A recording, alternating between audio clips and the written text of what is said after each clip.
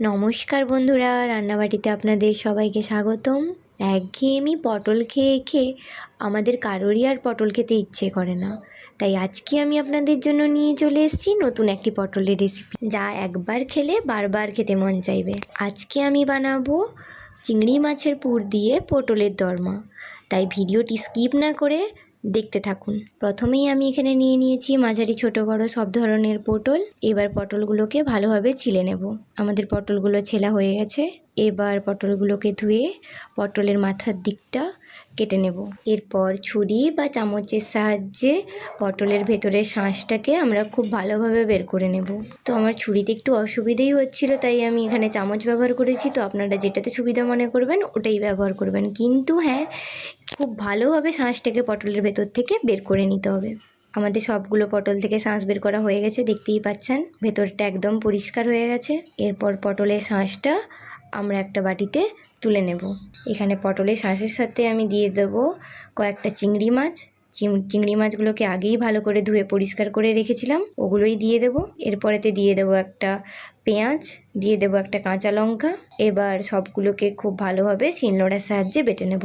আপনারা চাইলে মিক্সারেও গ্রাইন্ড করতে পারেন, কিন্তু গ্রাইন্ডটা যাতে একদম পাতলা না হয়ে যায়, ঠিক এইভাবে বেটে নিয়েছি আমি। এবার গ্যাসে একটা প্যান বসিয়ে নেব। এবার এতে দিয়ে দেব রিফাইন্ড অয়েল। এবার আমরা পটলগুলোকে ভাজার জন্য ওই তেলে দিয়ে দেব।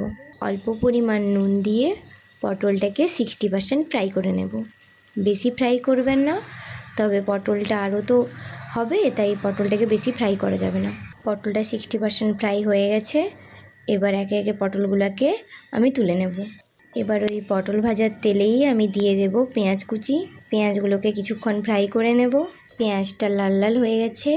এবার আমি এতে দিয়ে দেব আদা রসুন বাটা। আরও কিছুক্ষণ ফ্রাই করে নেব। আদা রসুনের কাঁচা গন্ধটা চলে গেলে আমি এখানে দিয়ে দেব লঙ্কা গুঁড়ো, হলুদ গুঁড়ো আর দিয়ে দেব গোলমরিচ গুঁড়ো। আবারও কিছুক্ষণ মশলাটাকে ফ্রাই করে নেব। এরপরেতে দিয়ে দেব পরিমাণ মতো নুন। এরপরেতে দিয়ে দেব চিংড়ি মাছ আর পটলের যে শাঁসটা আমরা বেটে রেখেছিলাম ওই বাটাটা। এবারে এটাকে ভালোভাবে ফ্রাই করে নেব। আমাদের পুরটা রেডি হয়ে গেছে, দেখতেই পাচ্ছেন কেমন কালার এসছে।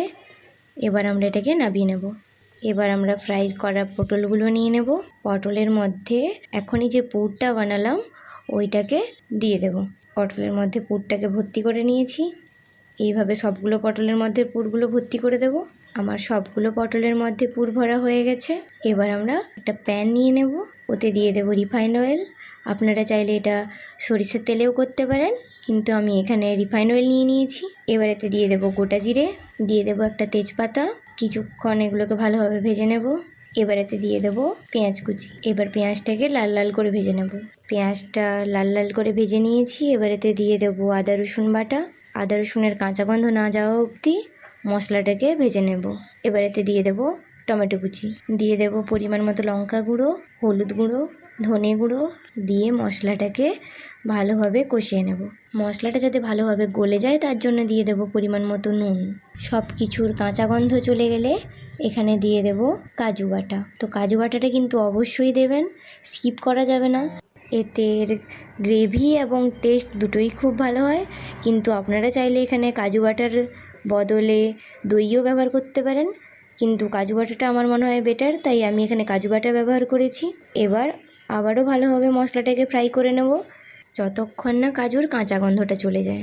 মশলাটা যাতে আরও ভালোভাবে হয়ে যায় তাই এখানে দিয়ে দেব আমি কাজু বাটার জলটা।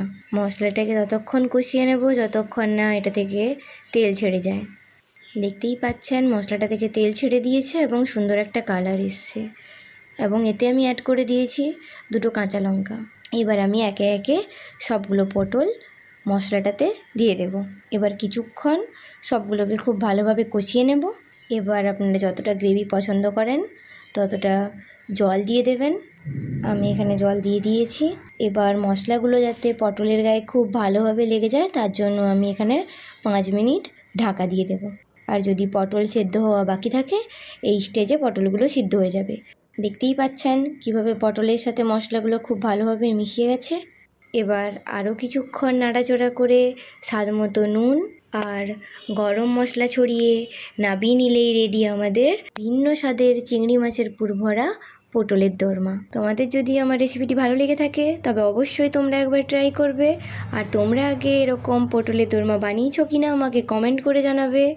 আর আমার চ্যানেলে যদি নতুন হয়ে থাকো তবে চ্যানেলটিকে সাবস্ক্রাইব করে দেবে। ভিডিওটি ভালো লেগে থাকলে লাইক করে বন্ধুদের সাথে শেয়ার করে দেবে। দেখা হচ্ছে পরের ভিডিওতে। ততক্ষণ তোমরা ভালো থেকো, সুস্থ থেকো।